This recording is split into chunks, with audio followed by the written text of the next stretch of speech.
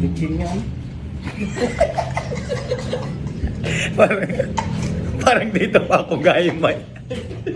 Kaya kayo umuwi ng Taiwan? Joey, ano ba to? Parang dito pa ako magayumay. Saan ko makita? Sausawan, apple, na may apple, 3 bitchin. Puno na ang nilagay mo dito. Yung sabi ni Elmer, kahit ganiri ere man lamang ko.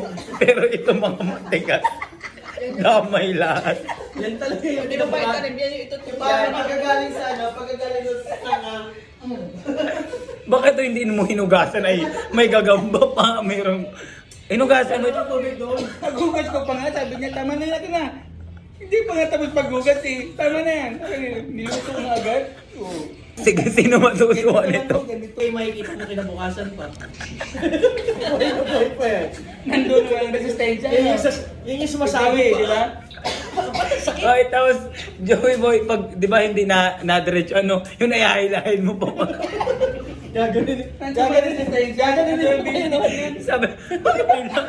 Isang sakit, ba't ang sakit? Hindi, pag-ugas mo ang kwet. Sabi natin, hindi, pag-ugas mo ang kwet. Dapat kwet ako dito. Yung hirap ang kandumumi, tapos ahilahin mo. Pag-ugas mo ng kwet. Pag-ugas mo ng kwet. May isang tao. Mga bato ah. Tangkay na. Sabi ko, tangkay na to ah. Paano mo? Hindi na tama to ah. Tangkay na to ah. Agoy-agoy. Joey, wag mong ulitin to, tayo lang, okay lang. Pero pag may mga bisita, huwag mong hahain na ng ganito. Sabi, magandang araw pag nandiyan si Baby. Props lang yan. Sabi, natawag sa planning, gano'n. Parang binastik na lang. Dito na ako, gay, mayo.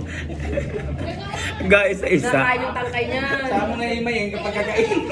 Minasabi nga siya, yung pag nagugas ka ng puwet, minasabi, ito pala. Yung pinakatangkay pa yung agoy. Tapos nakikiliti ka pag ginugas. Sabi, tapos eyeline mo. Kaya nga ba, tangkay pa. Paghugas. Sarap po eh. Tapos minsan sinusuka pa na. Ay, anong to ka to? Bumapala bibig ko sa... May pagkita kami sir. Try natin para... Bumapala yung...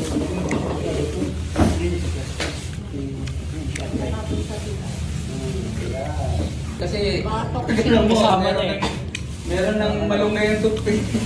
Kasama ng toothpick eh. Ngani naman pagkatapos sa... May retainer ka, may brace ka pa. Pagkatapos, ay wait na, may sumingit. Retainer na. Walang purpose.